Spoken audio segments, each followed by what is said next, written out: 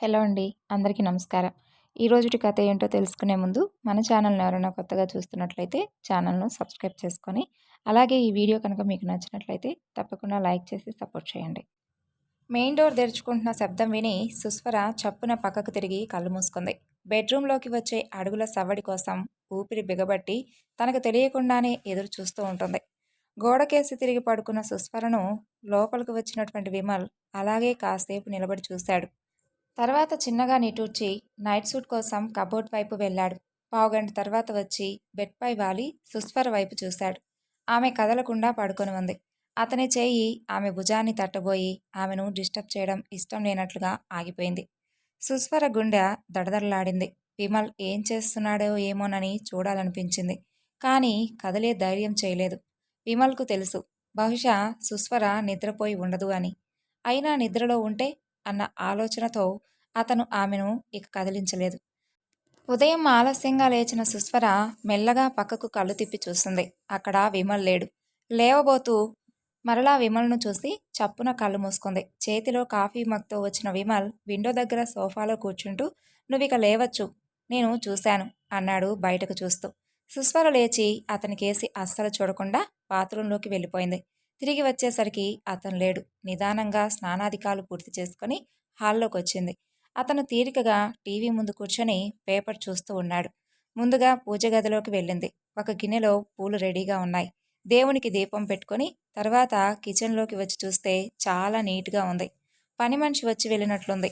ఏం టిఫిన్ చెయ్యాలా అని ఆలోచిస్తూ ఉంటే పోహా చెయ్యి అని వినిపించింది. వెనక్కి చూస్తే గుమ్మానికి ఆనుకొని నిలబడ్డ విమల్ ఉన్నాడు. చప్పున మొహం తిప్పుకొని అటుకులు, పుట్నాలు, వేరుశనగ గుళ్ళు తీసుకొని పెట్టుకుంది. అంతలో అతను లోపలికొచ్చి టకటక ఉల్లి, మిరపకాయలు కోసిచ్చాడు. కరివేపాకు తీసిపెట్టాడు. వద్దని చెప్పాలన్నా మాట్లాడాలి కాబట్టి సుస్వర మౌనంగా ఉండిపోయింది. 10 నిమిషాల్లో పోహా ఉన్న ప్లేట్ అతని ఎదురుగా ఉంచింది. అతనికి అటుకులతో పచ్చి ఉల్లిపాయలు కలిపి తినడం అంటే చాలా ఇష్టం. అప్పటికే అక్కడ నీళ్ల బాటిల్, గ్లాసులు రెడీగా ఉన్నాయి. అతను ఎంతటికీ ప్లేట్ తీసుకోకపోవడంతో ఇక తప్పదన్నట్లుగా వెళ్ళి తనే తెచ్చుకుంది. అతను ఆకలిగా ఉన్నాడేమో త్వరగా తినేసి కిచెన్లోకి వెళ్ళాడు. ఆమె తినేలోగా టీ తీసుకుని వచ్చాడు. ఆమె పెదవి కొరుక్కుంది, కానీ మాట్లాడలేదు. టీ తీసుకున్నాక ఆమె అన్నీ తీసి లోపల పెట్టొచ్చింది. ఆదివారం వంటకి తొందర లేదు కాబట్టి తిరిగి గదిలోకి వెళ్ళబోతుంటే స్వరా అన్న అతని పిలుపు విని పులకించబోతున్న మనసును కసిరి వెనక్కు తిరిగింది. ఇలారా, మాట్లాడాలి నీతో. అతని కంఠం ఆజ్ఞ ఇస్తున్నట్లేదు, కానీ తప్పనిసరిగా రావాలి అన్నట్లుగా ఉంది. ఒక్క క్షణం అలాగే నిలబడింది. ఒక్క నిమిషం తప్పదన్నట్లుగా వచ్చి అక్కడ కూర్చుంది. అలిగినటువంటి చిన్నపిల్లల మూతి ముడుచుకొని కూర్చున్న ఆమెను చూస్తే విమల్కు భలే ముద్దొచ్చింది. కానీ సమయం కాదని ఊరుకున్నాడు. స్వరా, మొన్న నేను చెప్పిన విషయం గురించి ఒకసారి ఆలోచించావా? సుస్వరకు అతను చెప్పిన విషయం బాగానే గుర్తుంది. అయినా ఏ విషయం అంది. నీకు గుర్తుందని నాకు తెలుసు స్వరా. నిన్న అక్క మళ్ళీ ఫోన్ చేసింది. రాత్రి అడుగుదామనుకున్నా, కానీ నువ్వు నేను వచ్చేటప్పటికే నిద్రపోయావు. అక్కకి ఏమని చెప్పను? అక్కని నొప్పించడం ఇష్టం లేదు విమల్కు. తను చెప్పిన దానికి సుస్వర ఒప్పుకుంటే బాగుండని ఉంది అతనికి. అయితే సుస్వరకి అతని ఆరాటం బాగానే తెలుసు. ఒక్క క్షణం ఆగి, నేను లంచ్ తర్వాత చెప్పనా అని అడిగింది. ఇప్పుడు సీరియస్గా ఆలోచిస్తుందన్నమాట. చిన్నగా నిట్టూర్చిన అతను, ఓకే, నేను హెల్ప్ చేయనా లంచ్ ప్రిపరేషన్లో అని అడిగాడు. నో థ్యాంక్స్, గదిలోకి వెళ్ళిపోయింది సుస్వర. వీళ్ళ పెళ్ళై కేవలం నెల మాత్రమే కావస్తుంది. ఇక ఈ వారంలో వాళ్ళ ఫస్ట్ మంత్ మ్యారేజ్ డే ఉంది. వీకెండ్లో అమ్మమ్మ వాళ్ళ ఊరు వెళ్దామని విమల్ అక్క అమల ప్లాన్. నాయనమ్మ వాళ్ళ ఊరు కూడా అక్కడికి దగ్గరే. అందర్నీ కలిసి బాల్య జ్ఞాపకాలను తాజా చేసుకోవాలని సుస్వరను ఊరి వాళ్లకు పరిచయం చేయాలనేది ఆమె యొక్క అభిలాష. అందుకు సుస్వర ఇంకా సరేననలేదు. అక్కా బావ అంటే విమల్కు ప్రాణం. తనకంటే 2 ఏళ్లు మాత్రమే పెద్దదైన అమల్తో ఫ్రెండ్లా ఉంటాడు విమల్. ఇద్దరూ చదువు పూర్తయ్యేదాకా స్కూల్, కాలేజ్, బ్రాంచ్ అన్నీ ఒకేలా ఉండేలా చూసుకున్నాడు. అక్క వాళ్ళ క్లాస్మేట్ని ఇష్టపడిందని తెలుసు. పెద్దవాళ్ళు ఒప్పుకోకున్నా అందర్నీ ఒప్పించాడు. గత సంవత్సరమే వాళ్ళ పెళ్లి కూడా జరిగింది. వాళ్ళ మొదటి పెళ్లి రోజు పార్టీకి సుస్వర తన అన్నయ్యతో వెళ్ళింది. సుస్వర అన్నయ్య సందీప్, విమల్ వాళ్ళ బావ తరుణ్, అమల వీళ్ళు స్కూల్ మేట్స్. పార్టీలో సుస్వరను చూసిన విమల్ మనసు పారేసుకున్నాడు. ఇక అమలకు తమ్ముడి రుణం తీర్చుకునే అవకాశం కూడా వచ్చింది. ఇంకేముంది, వెంటనే ఫ్రెండ్స్ ముగ్గురు ఏకమయ్యారు. పెద్దల దాకా విషయం తీసుకెళ్లారు. అందరికీ ఇష్టమైంది ఈ సంబంధం. నేనిప్పుడే పెళ్లి చేసుకొని మొర్రో అని సుస్వర మొత్తుకున్నా వినకుండా, ఇంత అందమైన మంచి పెళ్ళికొడుకును వదిలిపెట్టుకోవడం ఇష్టం లేనటువంటి సుస్వర తల్లిదండ్రులు పెళ్లి నిశ్చయం చేసేశారు. తల్లిదండ్రుల ఆనందం చూసిన సుస్వర వారిని గట్టిగా వారించలేకపోయింది. హైయర్ స్టడీస్ చేయాలన్న తన కోరిక మూలకపడ్డట్టయినా, అయినా అప్పుడే పెళ్ళేంటి ఇంత అదరాబదరాగా? ఇక సందీప్ ఏమో తప్పించుకొని తిరుగుతూ ఉంటాడు. చెల్లి మనసులో ఎవరూ లేరని తెలుసు. కానీ పెళ్లి తప్పదు కదా!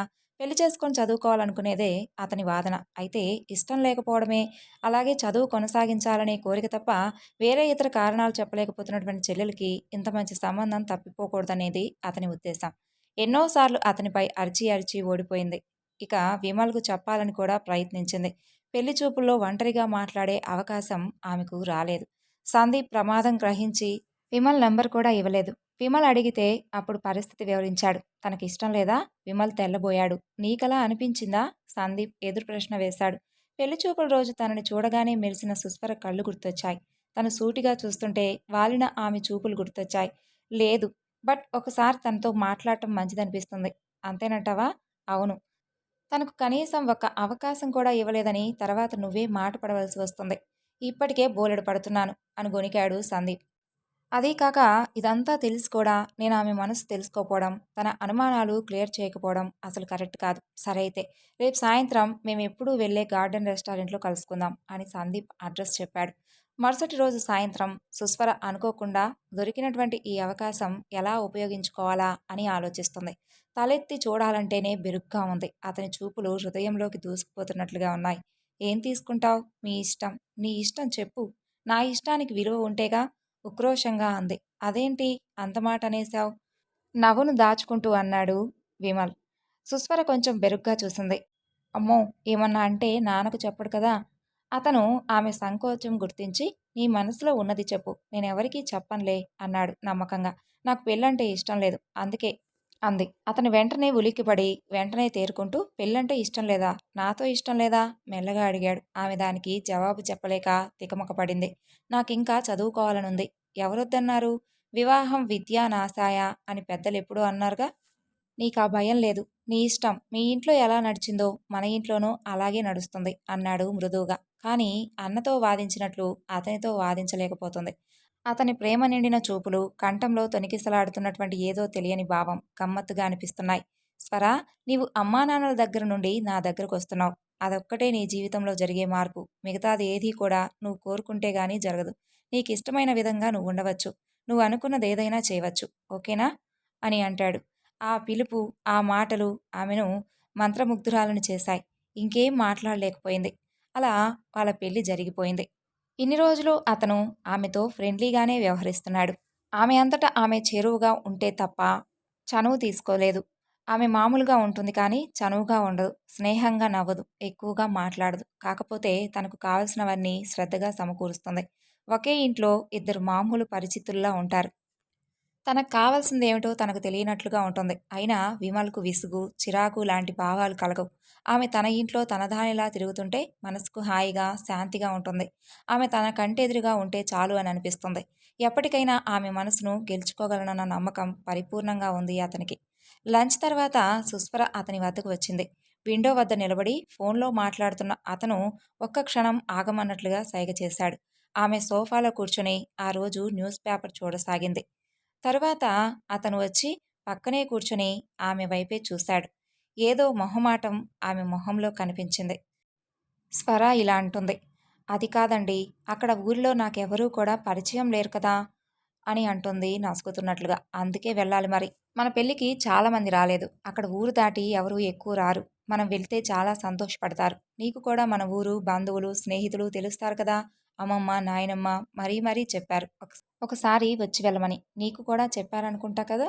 ఎంతో ప్రేమగా తన బుగ్గలు పుణికి మరీ చెప్పిన వాళ్ళను సుస్వర మర్చిపోలేదు. అందుకే తల ఊపింది. పైగా మనం పెళ్ళయ్యాక టూర్‌కు కూడా ఎక్కడకు వెళ్ళలేదు కదా! మనకి ఈ ప్రయాణం ఒక మధుర స్మృతిగా కూడా ఉంటుంది. ఏమంటావు మరి? 15 రోజుల్లో నీ పీజీ క్లాసెస్ కూడా స్టార్ట్ కాబోతున్నాయి కదా! తర్వాత కొన్నాళ్ల దాకా మనం ఎక్కడికి వెళ్ళలేం కూడా. ఆమె అతని మాటలకు తల వంచుకుంది. తను ఎంత దూరం పెట్టినా అతను పట్టించుకోడేం?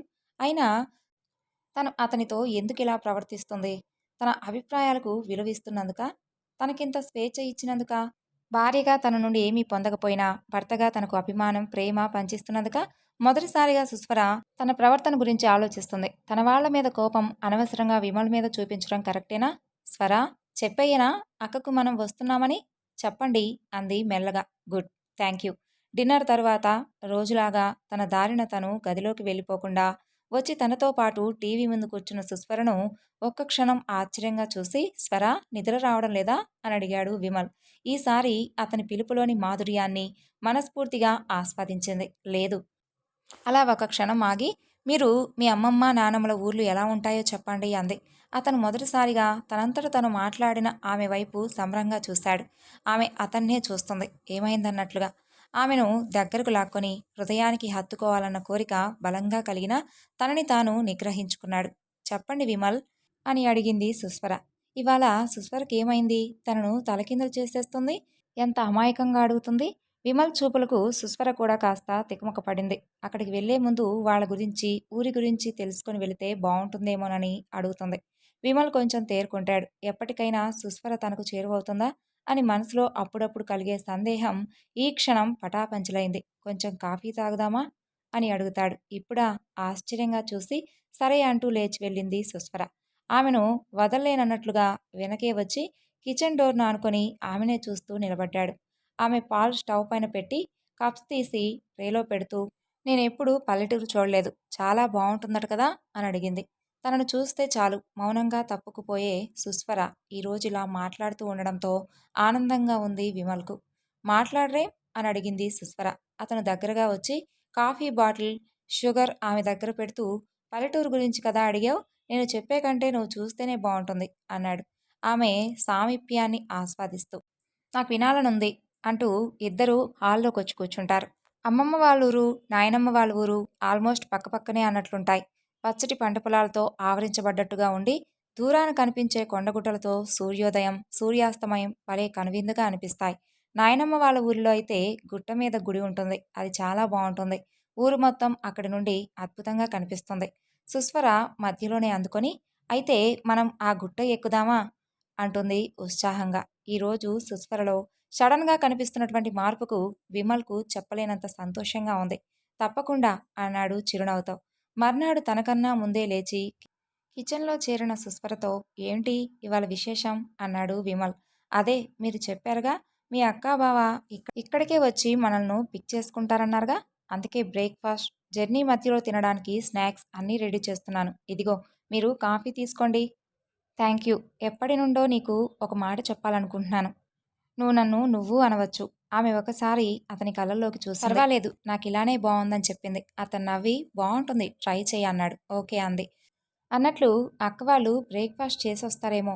లేదు, నేనిక్కడికే రమ్మని మెసేజ్ పెట్టాను. ఓకేనని కూడా రిప్లై ఇచ్చింది. అవునా, ఇవాళ కూడా తియ్యటి షాకులు తప్పవేమో తనకు అనుకుంటూ, స్నాక్స్ ఏం చేస్తున్నావు అని అడిగాడు విమల్. మీకిష్టమైనవే, పులిహోర, ఉల్లి పకోడీ, ఫ్లాస్కోలో కాఫీ అని చెప్పింది. విమల్ అన్నాడు, నీకెలా అక్క మెసేజ్ పెట్టారు? బావుంది స్వర. నిజంగా నేనెంత అదృష్టవంతునో, నా గురించి ఆలోచించడానికి నువ్వు కూడా ఉన్నావు. ఆమె మాట్లాడలేదు. ఏమైంది? ఏమీ లేదు. మీరు వెళ్ళి మీ పనులు చూసుకోండి. నేను వస్తాను కాసేపట్లో. ఆమె ఏదోలా కనిపించినా అతను రెట్టించక గదిలోకి నడిచాడు. పావుగంట తర్వాత ఆమె కూడా గదిలోకొచ్చింది. ఎక్కడిదాకా వచ్చాయి పనులు? నేనేమన్నా హెల్ప్ చేయనా? వద్దు అంటూ కబోర్డ్ వద్దకు నడిచి డ్రెస్సెస్ చూడసాగింది. చీర కట్టుకుంటేనే బాగుంటుందేమో అంటూ సడన్గా అతని వైపు తిరుగుతూ అంది. ఆమెనే చూస్తున్న అతను, నీ ఇష్టం. ఏదైనా నిన్ను ప్రశ్నించేవారు లేరక్కడ. నువ్వంటే వాళ్లకు చాలా గారాబం తెలుసా అన్నాడు. ఆమె మరలా మౌనంగా చూసింది. అతను దగ్గరగా వచ్చి దించుకున్నటువంటి ఆమె తలను కొద్దిగా ఎత్తి, ఏమైంది? ఎందుకు డల్గా మారిపోయావు లాలనగా అడిగాడు. ఆమె కళ్ళల్లో నీళ్లు అప్పటికే నిండి ఉన్నాయేమో జలజల రాలిపోయాయి. స్వరా, ఎందుకు అంటూ అతను కంగారు పడి అడిగాడు. ఐఎమ్ సారీ విమల్ అంది దుఃఖంతో. ఎందుకు? నేను మిమ్మల్ని పెళ్ళైనప్పటి నుండి ఆల్మోస్ట్ శత్రువులా చూస్తున్నందుకు, మా వాళ్ల మీద ఉన్న ఉక్రోషం మీ మీద చూపించినందుకు అని అంటుంది. అతని మనసు తేలికపడగా, నువ్వు నన్నేమీ అనలేదు స్వరా అని అన్నాడు. నిజానికి నేను అదృష్టవంతురాల్ని. మీరు నన్ను ఇంత ప్రేమగా, గౌరవంగా చూస్తున్నారు. కనీసం నేను సరిగ్గా మాట్లాడలేదు కనీసం ఇన్ని రోజులు. అందుకు నేనేమీ బాధపడలేదు స్వరా. ఎప్పటికైనా నువ్వు నా దానివే అని నాకు తెలుసు కదా అని అన్నాడు విమల్. ఆ మాటలు వలపు జల్లుల్లా అనిపించి ఆమె సంకోచం విడిచిపెట్టి అతన్ని హత్తుకుపోయింది. చివరికి ఆమె మనసును గెలుచుకోగలిగానన్న సంతోషంతో, ఒక విధమైన గర్వంతో విమల్ చేతులు ఆమెను బంధించాయి. అలా వారి జీవన ప్రేమ గమనం మొదలైంది.